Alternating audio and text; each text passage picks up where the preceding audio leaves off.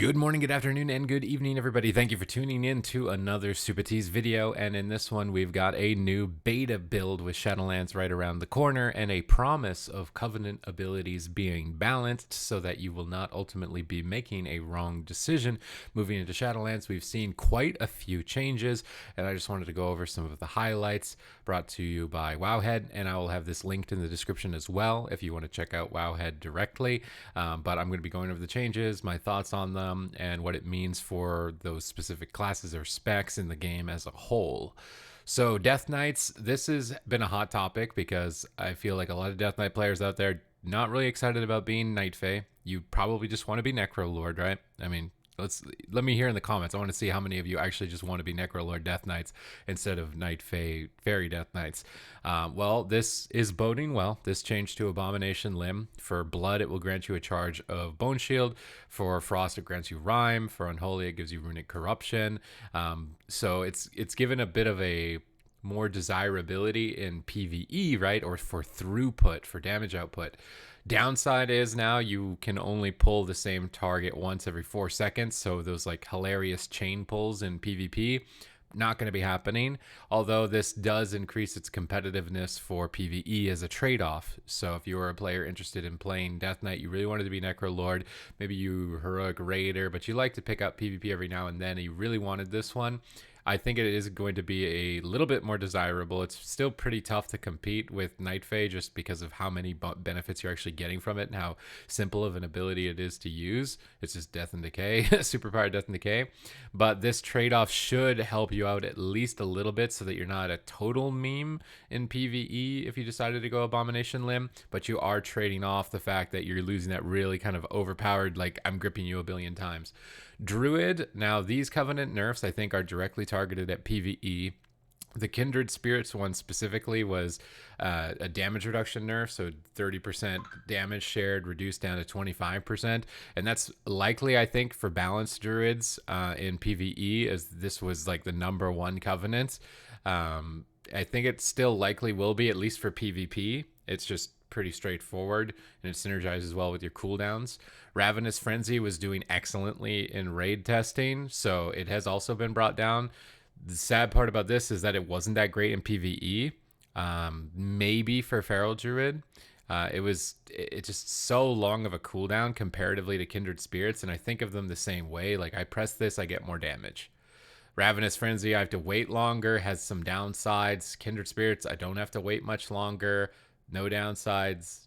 Those two are just directly competing with each other when it comes to PvP. And it is similarly in PvE, it's whichever one comes out as a higher number. So Balanced Druids or Tree of Life, Resto Druids, Ravenous Frenzy is a 3-minute cooldown synergy with those cooldowns, or even Incarnation as Feral. So Ravenous Frenzy was really doing well.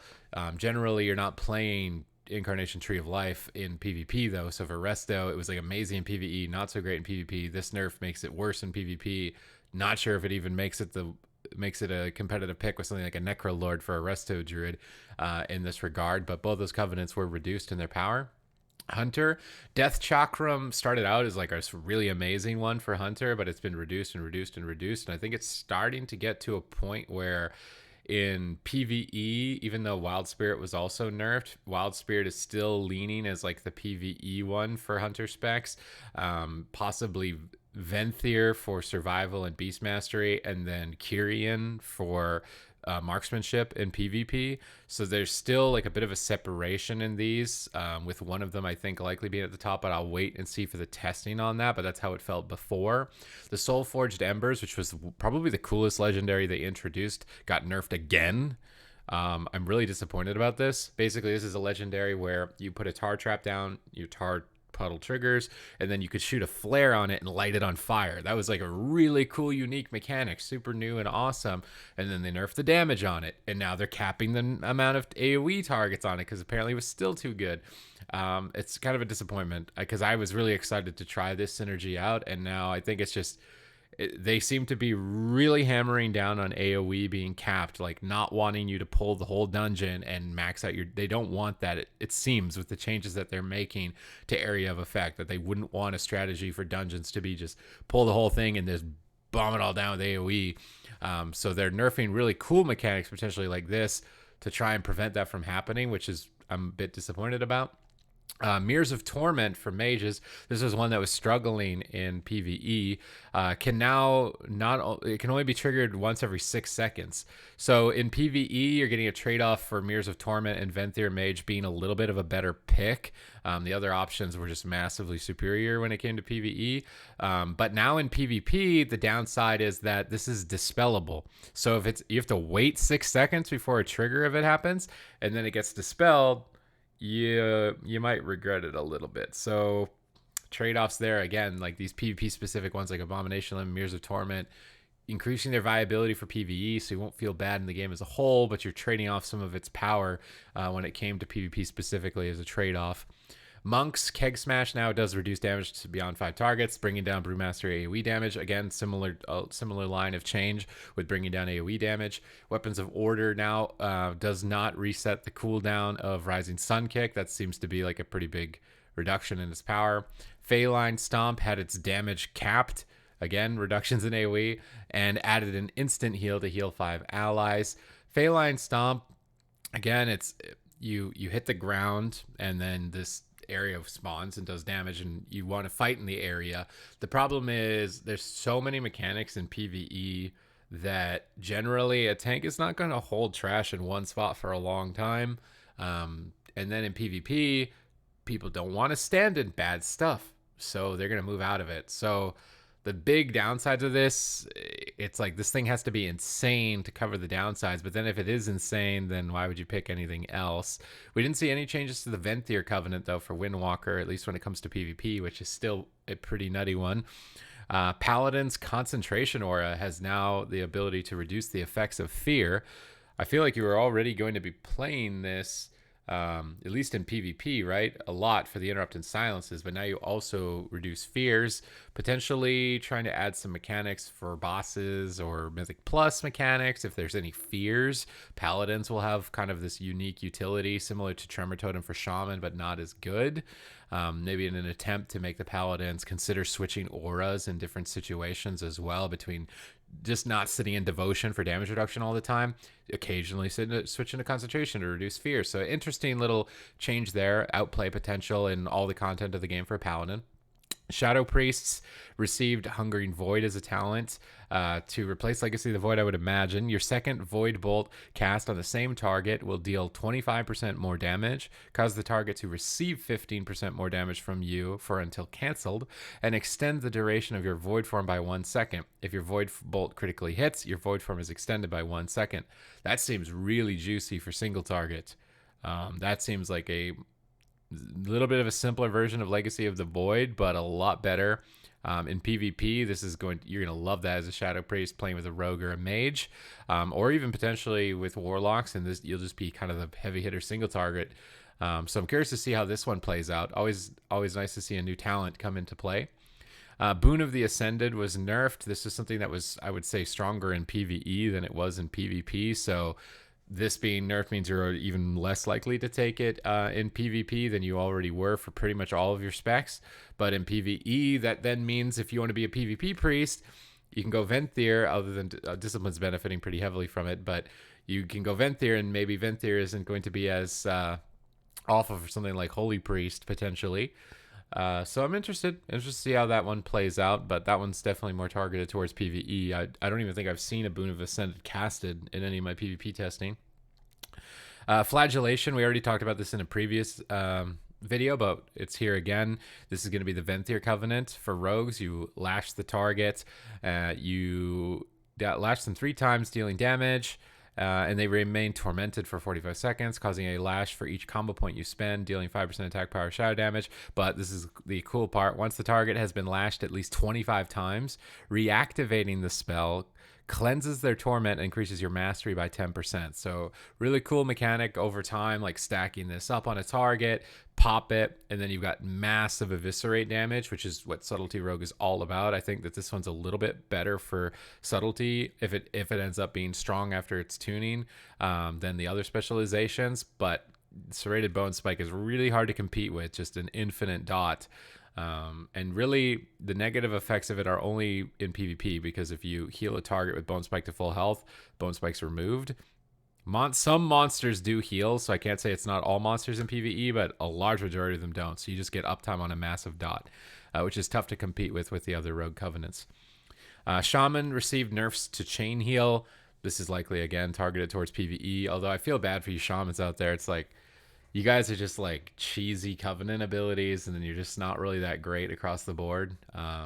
Fey Transfusion and Primordial Wave were nerfed.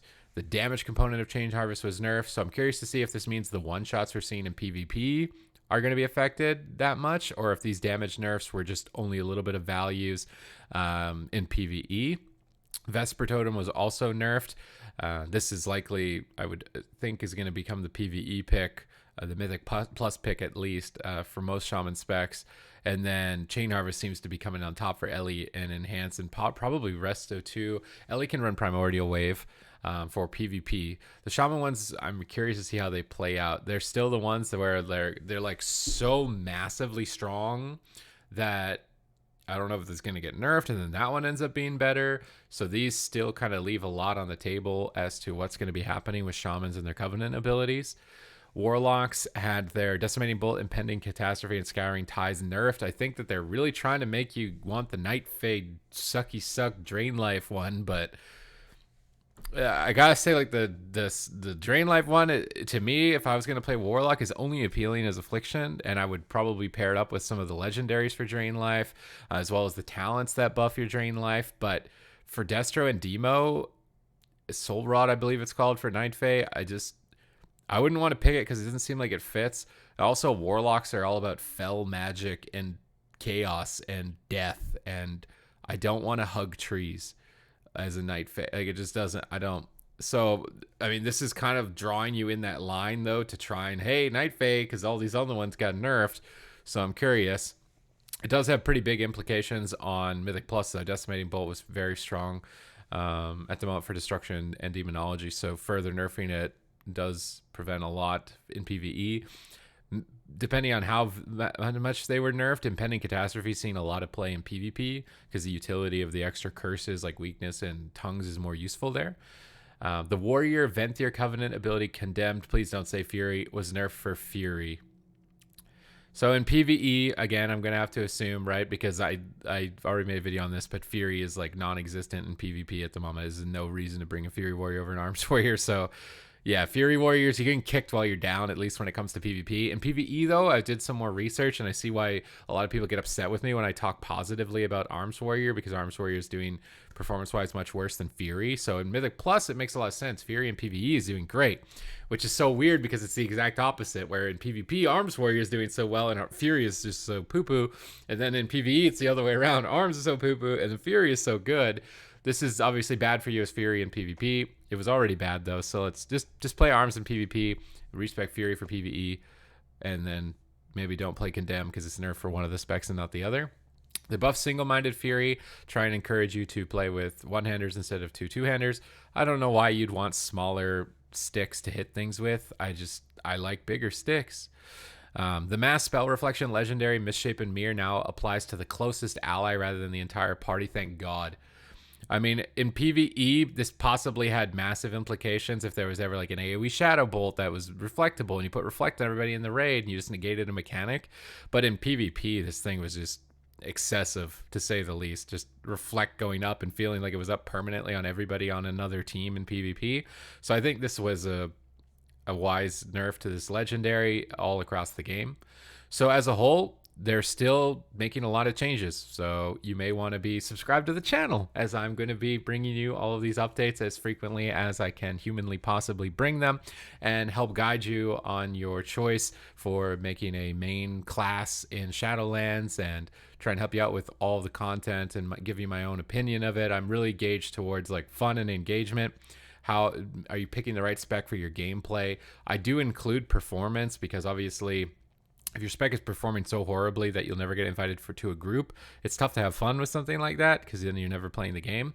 But if it's the difference between you're the Mythic World First Raider or you can clear all the content at the highest difficulty, like, I mean, unless you're going to be a World First Raider out there, then maybe my content's not the best for you, but I feel like that's 0.001%. I still take it into consideration, but the main purpose of the channel is finding a spec that's fun and enjoyable, not a total meme. And if you're interested in that type of content, I've got reviews. Those are in-depth, like podcast-style reviews of deep dives of the specs. And I've also got tier lists organizing the specs based under a ton of different categories.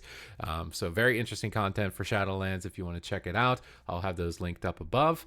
Like the video if you like the video. Subscribe to the channel if you want to see more content like this. Leave a comment down below with your thoughts. I love to read the comments. And we will see you in the next video. Thank you very much for watching.